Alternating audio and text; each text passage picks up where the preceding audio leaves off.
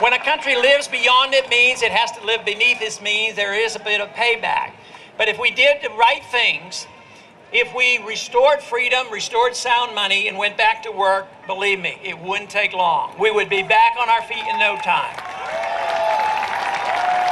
But the attitude that we have perpetual bailouts, as they propose this week, you know, we're going to make ourselves, the government's going to make us safer by passing FISA so they can spy on us eternally. And then they go and pass $300 billion, which is just a partial payment, in trying to bail out the housing market. That won't work. They don't have the money. Writing checks and sending checks out to people as they spend money and stimulate the economy, that won't work either. What will work, though, is just looking to our guideline, looking to the rule of law, and get individuals, men and women of character up here that will stand on principle and vote only for the Constitution.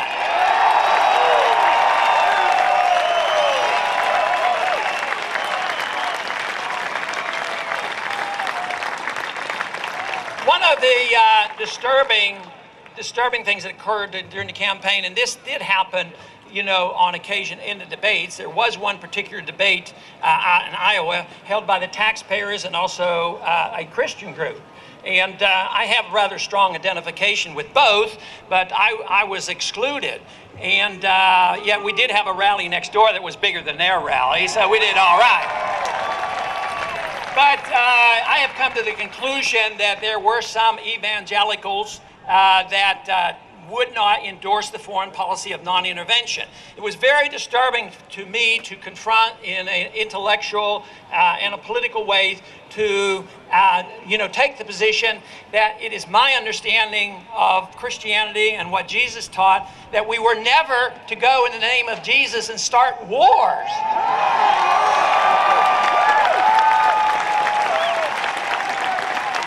Now, because there was a rather strong element, in spite of the fact that my own district, the people get to know me, I reach out because of the right to life position, the homeschooling position, and because homeschoolers know about the Constitution, I do quite well. But nationally speaking, this became a bit of a problem.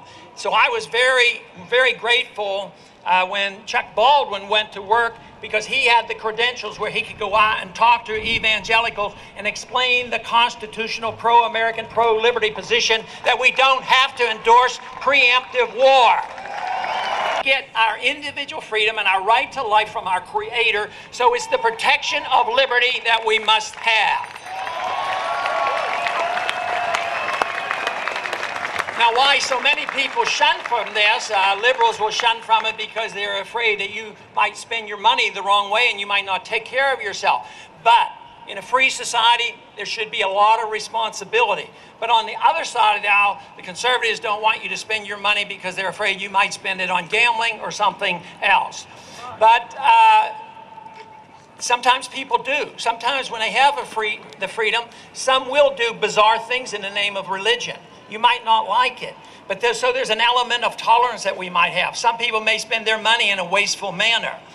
But the one thing that we should not resort to, and what we have resorted to for the last 35 years, is go off on a wild tangent that we are going to tell the people what they can put in their mouths and what they can smoke and what they can drink, and it's none of the government's business.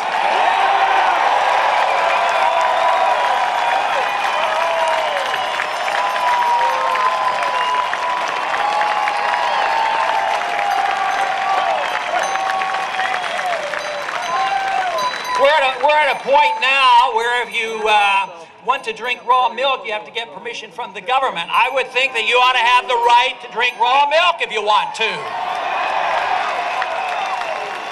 And we are also at the point now when the states are fighting the unconstitutional regulation of the use of drugs in places in California and others, where they literally are saying in a very, very reserved manner, say that somebody who is sick, you can use medicinal marijuana. So what does our federal government comes in? Overrules the state, which they should never do, take away and put people who are that are sick, dying with cancer, and putting them in prison for smoking marijuana, even though the law permits them.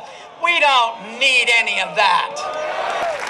And to to me, it's a wonderful revolution because I feel so positive about it. I say I am reluctant about my skills, but I have no doubt whatsoever about the message. And the message is so powerful, so American. And I'll tell you what, we don't have many choices in this country. You don't have the choice of maintaining the status quo. Because you can't maintain the status quo. You can't keep going on like we are, limping along. So if we do nothing, if we don't win, it's downhill, less liberty as is occurring. Less personal freedoms, more foreign meddling, more inflation, all those problems. So we have a responsibility. Everybody in this crowd has a lot more responsibility than those who didn't come.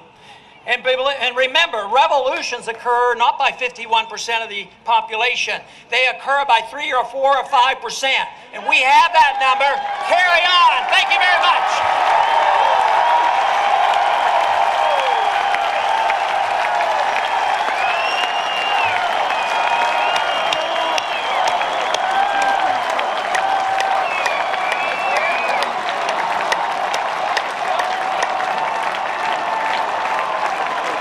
Dr. Paul has got to get an airplane. He's past time. He's got to go. Let him go unimpeded.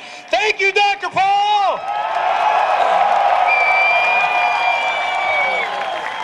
Now the party starts. We still got the band coming up. We got Poker Face, Mark Sibilia. We got Jordan Payne. Oh, the freedom sound. It rings past politics and all its empty words. Oh, and it can't be put down. Oh, this broken bell will be heard. Oh, yeah. Would you listen to a poet or a prophet journal all this world's injustice? Or try and stop it? Can you feel the coming change?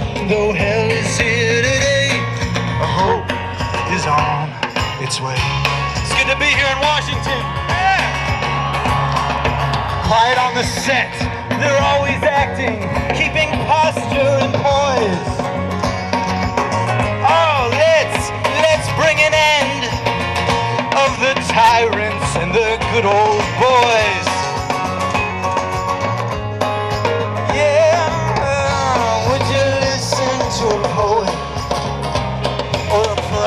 Journal all this world's injustice, or try and stop it. Can you feel the coming change? Though hell is here today, hope is on its way. Hear the sound of us careless and us callous. Wake it up. Those underground who need a saving, some way out of the rut. Yeah. Oh, yeah. Would you listen to a poet or a prophet journal all this world's injustice, or try and stop it? Can you feel the coming change? Though hell is here today, hope is on its way.